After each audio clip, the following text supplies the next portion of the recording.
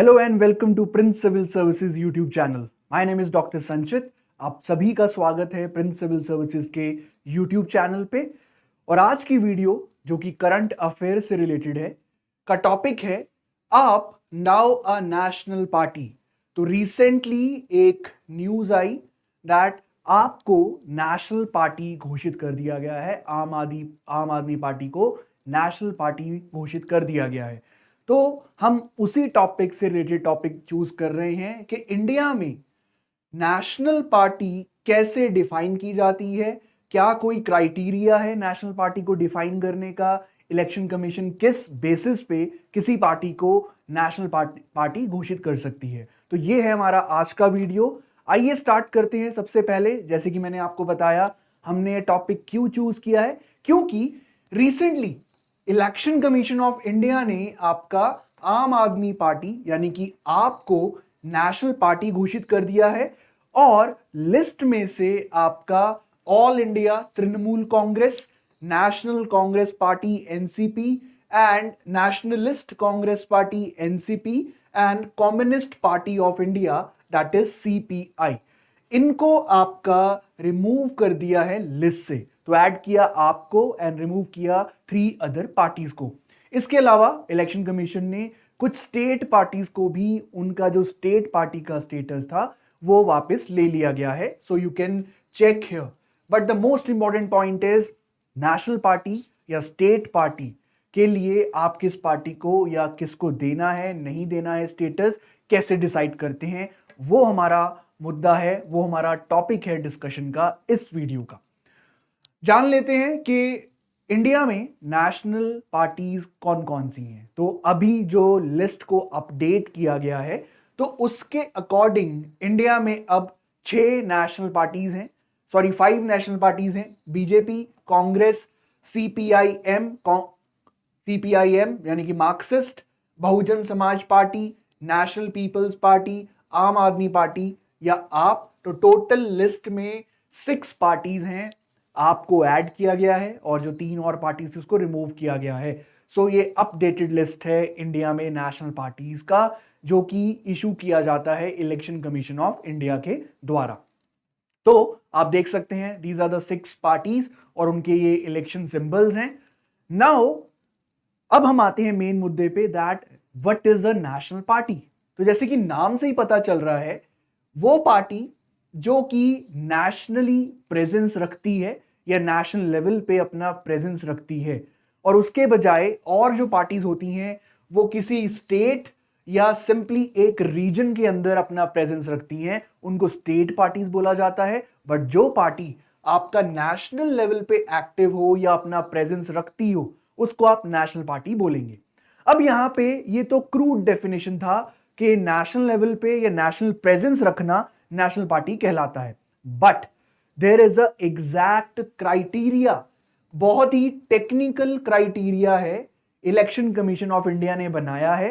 तो अगर कोई पार्टी उस क्राइटेरिया को फुलफिल करती है तो time to time election commission of India उस लिस्ट को आपका अपडेट करती है। कई पार्टीज को अपना स्टेटस लूज करना पड़ता है और कई नई पार्टीज को आपका नया स्टेटस दिया जाता है। तो आपको यहां पे मेन चीज फोकस करनी है, what is that technical criteria. ये क्राइटेरिया क्या है?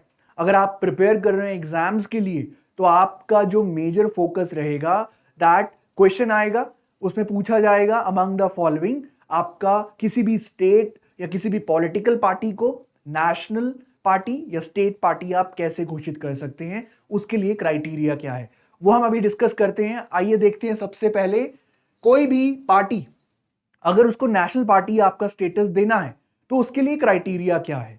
तो a political party would be considered a national party if, तो ये बहुत इंपॉर्टेंट है, थोड़ा सा टेक्निकल है बट बहुत इंपॉर्टेंट है। Please try to remember the criteria. सबसे पहला और मेजर क्राइटेरिया है if it is recognized in 4 और मोर स्टेट्स। तो पहला क्राइटेरिया ये है कि अगर उस पार्टी को 4 स्टेट या उनसे ज्यादा स्टेट्स में स्टेट पार्टी का दर्जा मिला हुआ है। अभी हम नेक्स्ट स्लाइड में देखेंगे कि किसी पार्टी को स्टेट पार्टी का दर्जा कब मिलता है।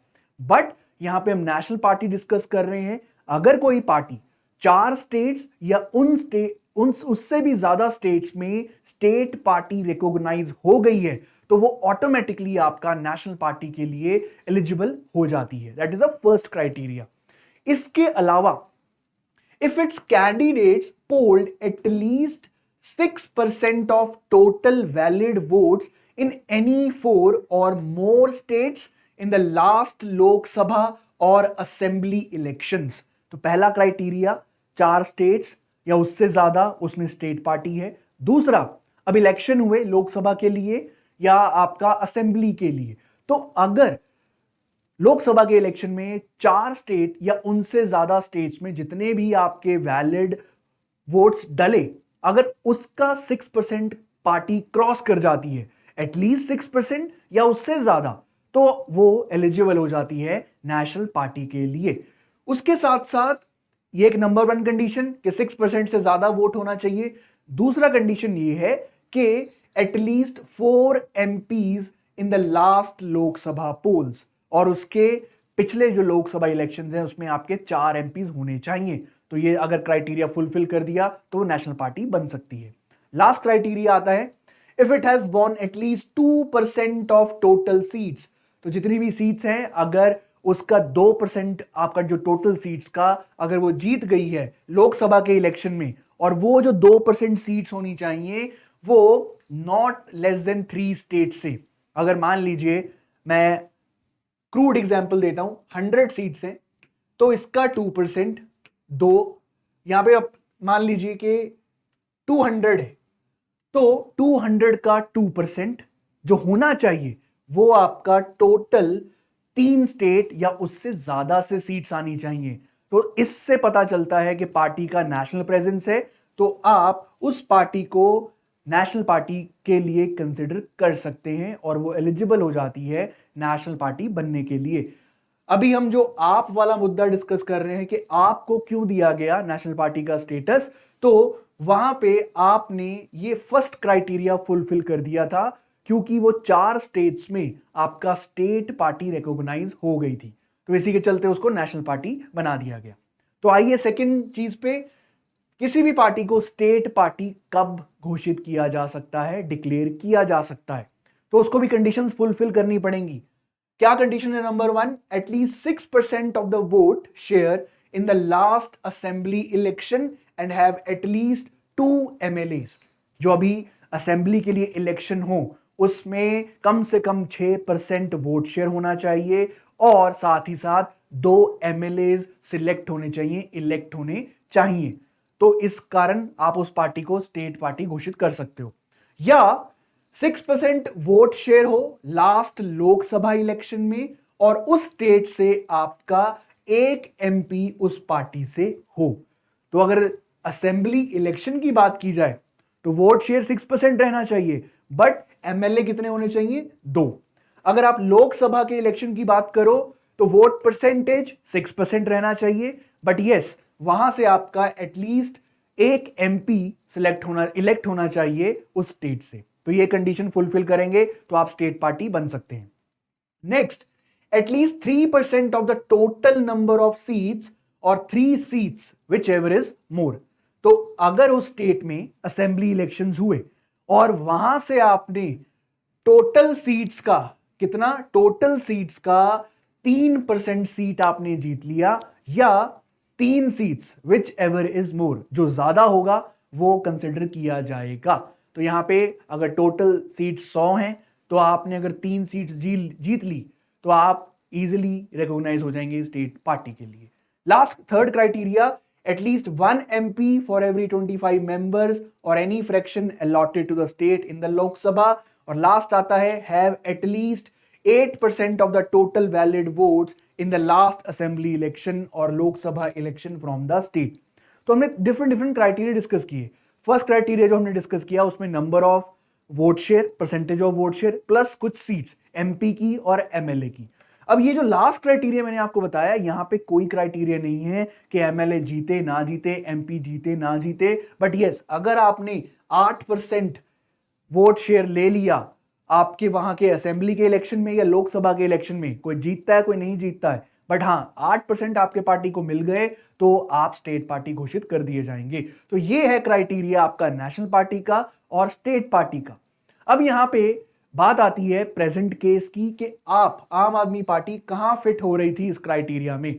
तो मैं आपको एक्सप्लेन कर देता हूं। सिंपली हम सबको पता है कि दिल्ली और पंजाब में वहां पे आपका बिग मेजॉरिटी है, ऑब्वियसली उसका जो वोट शेयर है बहुत ज्यादा है, तो वो 6% वाला जो क्राइटेरिया है वो काफी क्रॉस कर लिया, नंबर ऑफ एमएलए क्रॉस कर लिया, तो आपका दिल्ली और पंजाब में आपके वो स्टेट पार्टी है।